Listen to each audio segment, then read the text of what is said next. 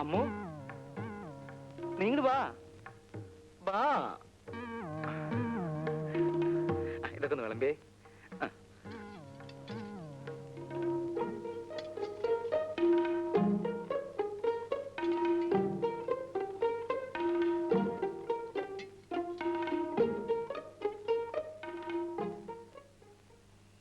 അമ്മു, നീ ഇങ്ങോട്ട് വാ. ഇത് ഇത്തിരി കൂടി ഒഴിച്ചേ.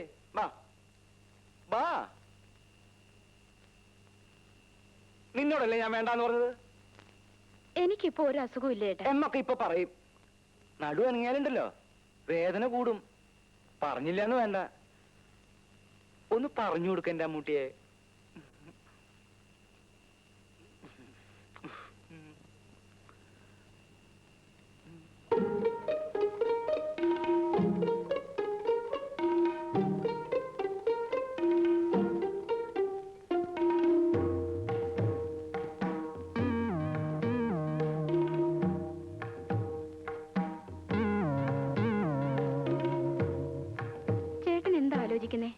ഒന്നുമില്ല. എനിക്കറിയാം, ഇനി എനിക്ക് പ്രസവിക്കാനാവൂലല്ലോ എന്ന് ഓർത്തിട്ടല്ലേ. ഭാർഗവേട്ടന് ആൺകുട്ടിയോടാണ് ഇഷ്ടം.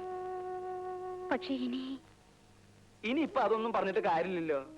യൂട്രസ് എടുത്ത് പുല്ല് പോലെ കളഞ്ഞില്ലേ ഡോക്ടർ? അതിന്റെ വില എന്താന്ന് ഡോക്ടർക്ക് അറിയോ? അമ്മൂന് ഒന്ന് രണ്ട് ആലോചനയായിട്ട് ആ ബ്രോക്കർ നാരായണേട്ടൻ വന്നിരുന്നു. നാരായണ ചേട്ടനും നാരായണ ചേച്ചി വന്നിട്ട് എന്താ കാര്യം? കയ്യിൽ തുട്ടുണ്ടാ? കട തുടങ്ങാനേ 5000 രൂപയാ അച്ചുതട്ടാരോട് വാങ്ങിയിട്ടുള്ളത്. അതിന്റെ പലിശ പോലും 3 മുടക്ക. അയാള് പണം കിട്ടാത്തടന്ന് പണം മുതലാക്കണ കാര്യം കേട്ടിട്ടേ എനിക്ക് പേടിയാവണു ഈശ്വര. അവളുടെ കാര്യം നോക്കാൻ നമ്മളല്ലാതെ പിന്നെ ആരാ ഉള്ളത്? അവൾക്ക് ഞാനില്ലേ? അവളുടെ കാര്യം ഞാൻ ആലോചിക്കാകില്ല. വരട്ടെ.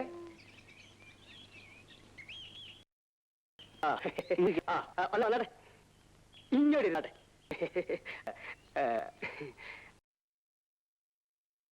അച്ഛത്തൊട്ടാർ എവിടെ പോയി? അച്ഛൻ കുളിക്കുക. ഇത് ചെറുക്ക നല്ല സെറ്റപ്പാ. ഞാനിപ്പ ചേച്ചി അവര് വന്നിട്ടുണ്ട്. ചേച്ചി കുറച്ച് കാപ്പിയിട്. പിന്നെ ചെറുക്കനെ കാണാൻ നല്ല ഭംഗിയാ.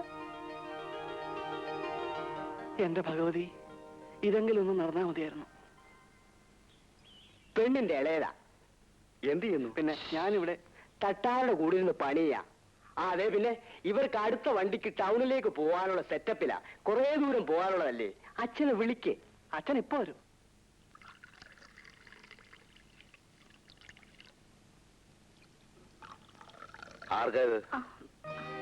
അച്ഛാ, ചേച്ചിയെ കാണാൻ നാരായണൻ ചേട്ടനോട് രണ്ടുപേരും വന്നിരിക്കുന്നു. അതിനായിരിക്കും കാപ്പി ഉണ്ടാക്കിയത്. ഞാനൊന്ന് സംസാരിക്കട്ടെ, എന്നിട്ട് മതി കാപ്പിയും ചായയൊക്കെ. ആ തട്ടാരെ, ഇതാണ് ഞാൻ പറഞ്ഞ ചെറുക്കൻ. ഇത് അമ്മാവൻ. ചെറുക്കൻ അണ്ടിക്കമ്പനിയിലാ ജോലി. 900 രൂപ ശമ്പളമുണ്ട്. 25,000 രൂപയും 10 പവന്റെ ആഭരണവും കൊടുക്കണം. ബാക്കി കാര്യങ്ങളൊക്കെ ഞാൻ പറഞ്ഞ് സെറ്റപ്പ് ചെയ്തിട്ടുണ്ട്. ഇപ്പോഴാണോ തമാശ പറയുന്നത്? തട്ടാർക്ക് എപ്പോഴും ഒരു തമാശ. 25,000 ഉളുവായും 10 പവന്റെ പൊന്നും ഇവിടെ എടുത്ത് കെട്ടി വെച്ചിരിക്കല്ലേ. എന്റെ മോക്ക് എന്നാ ഒരു കുഴപ്പം? തട്ടാടെ ഈ സ്വഭാവം കൊണ്ടാ. മോൾക്ക് 18 വയസ്സായി. വെച്ചോണ്ടിരുന്നു. എന്നെ മോളെ കാശൊന്നും വാങ്ങാൻ കെട്ടാൻ വരുന്നത് കെട്ടിയാ മതി. ഇനിയിപ്പോ ഇയാള് പറയണോ? വന്നാട്ടെ, നമുക്ക് വേറെ സെറ്റപ്പ് ചെയ്യാം. ഒരു തട്ടാര് വന്നേ നാട്ടിൽ വേറെ പെമ്പുള്ളാത്ത പോലെ.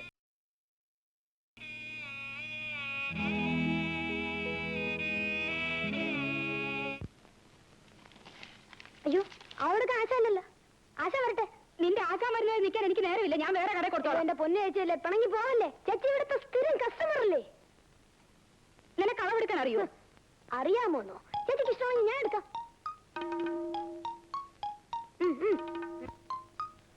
ഈശ്വര, ഇവനും അളവെടുപ്പ് തുടങ്ങിയോ?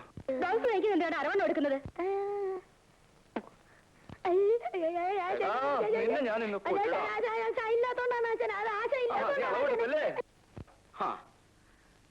ഞാൻ വരുന്നത് വരെ ക്ഷമിക്കാൻ രുക്മിണിക്ക് ഇത്ര ക്ഷമയില്ലാതെ പോയല്ലോ. വരൂ, നമുക്ക് വിശദമായിട്ട് അളവെടുക്കാം. വരൂ.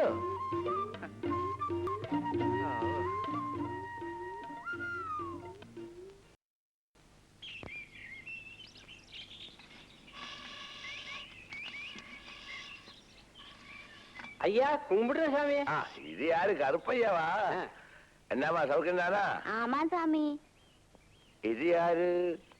நம்ம இளைய பொண்ணு காமாட்சி. அப்படியா? ഉനക്ക് ഇത്രയും വലിയൊരു മകളുണ്ട് അറിഞ്ഞില്ലല്ലോ കറിയാ. നീ വന്നില്ലല്ലോ ഞാൻ നനച്ചിരിക്കായിരുന്നു. വേറെ 3-4 പാർട്ടി ഇങ്ങ വന്ന് ഞാൻ யாருக்கும் കൊടുത്തില്ലേ. ரொம்ப உபகாரம் சாமி. உனக்கு தெரியுமா முட்டம் நிறைய பொண்ணு இருக்கு. 2 வருஷத்துக்கு முன்னால நீ மட்டும் இங்க வந்து பொண்ணு எடுத்தது. அதுக்கப்புறம் யாருக்கும் கொடுக்கலையா? பணம் ஏத்துறேன் சாமி. விலை என்ன? நீ ஒரு 1000 ரூபாய் போடும். 1000 ரூபாயா? என்ன சாமி இது? இந்த மண்ணை முழுசா அடிச்சா கூட 1/4 பவுனுக்கு மேல பொண்ணு கிடைக்காது. நான் ஒரு 250 ரூபாய் தர்றேன் சாமி. போயா 250 ரூபாய். போய் வேலை பாரு. அப்படி எல்லாம் சொல்லாதீங்க சாமி. இந்த மாதிரி ஏதாவது கிடைச்சாதான் இந்த பொண்ணோட கல்யாணமே நடக்கும். கடைசியா ஒண்ணு சொல்றேன், 500 ரூபாய் விடு. அது இவ்வளவு ஓர்த்துட்டா. இவ்வளவு கல்யாணம் பண்ணி ரசப்பட்டேன் சாமி. நான் ஒரு 400 ரூபாய் தர்றேன் சாமி. அவ்வளவுதான் எங்க கிட்ட இருக்கு. மேற்கொண்டு ஒரு தம்படி கூட கிடையாது சாமி. சரி சரி கொடு. இந்தாங்க சாமி. വേല ഉറങ്ങിക്കോ.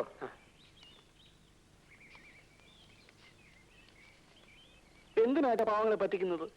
കഴിഞ്ഞ ആഴ്ചയില്ലേ അച്ഛൻ മണ്ണിടിച്ച് പൊന്നെടുത്തത്? ഒരു വീക്കിയാൻ പറ്റുന്നുണ്ടല്ലോ.